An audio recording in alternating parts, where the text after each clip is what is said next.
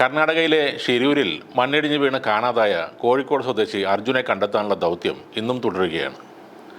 11ാം ദിവസം ഈ തെരച്ചിൽ തുടരുമ്പോഴും കാലാവസ്ഥ തന്നെയാണ് അവിടെ പ്രധാന വില്ലനായി മാറുന്നത്. ശക്തമായ മഴയിലും കാറ്റിലും രക്ഷാപ്രവർത്തനം ദുഷ്കരമായി മാറിയിരിക്കുകയാണ്. എന്നാൽ ഈ രക്ഷാപ്രവർത്തനം തുടരുന്നതിനിടെ ഒരു ഭാഗത്ത് പലതരത്തിലുള്ള സൈബർ ആക്രമണങ്ങൾ തുടരുകയാണ്.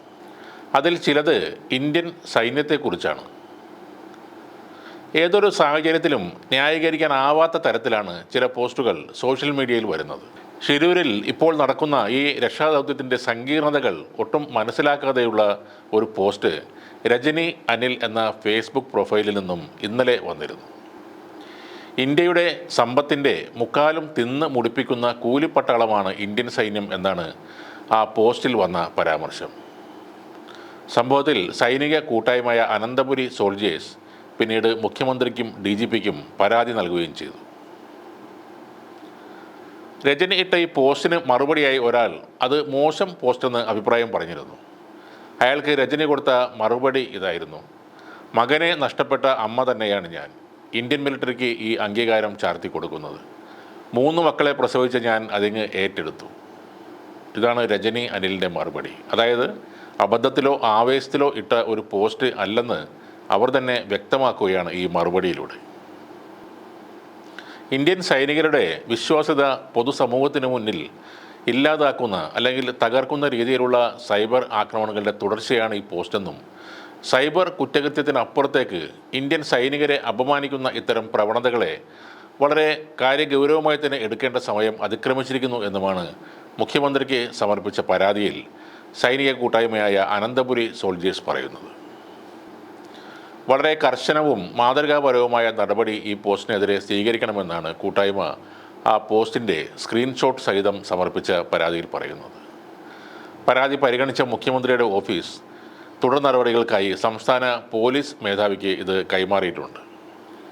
അതിനിടെ മണ്ണിടിച്ചിലിൽ കാണാതായ അർജുൻ്റെ അമ്മയെ കൊണ്ട് ഒരു മാധ്യമ പ്രവർത്തക പട്ടാളത്തിനെതിരെ പറയിച്ചു എന്ന രീതിയിലും സൈബറിടങ്ങളിൽ പ്രചരണം നടക്കുന്നുണ്ട്.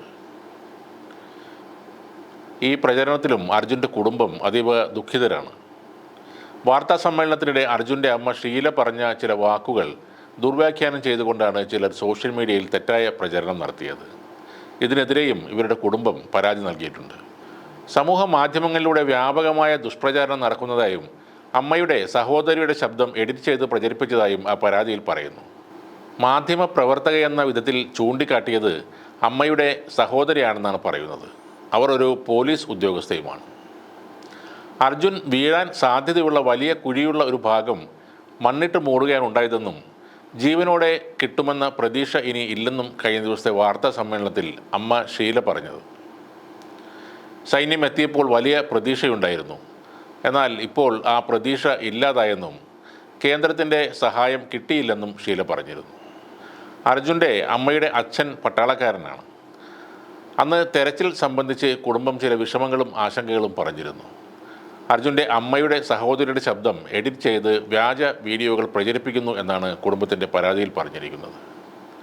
അപകടം നടന്ന ആദ്യ സമയങ്ങളിൽ അല്പം അലംഭാവം കാണിച്ചെങ്കിലും പിന്നീട് കാര്യമായി ഉണർന്ന് പ്രവർത്തിച്ച കർണാടക സർക്കാരിനെ കുറിച്ചും സമൂഹ മാധ്യമങ്ങളിൽ ഇപ്പോൾ ചർച്ചകൾ നടക്കുകയാണ്.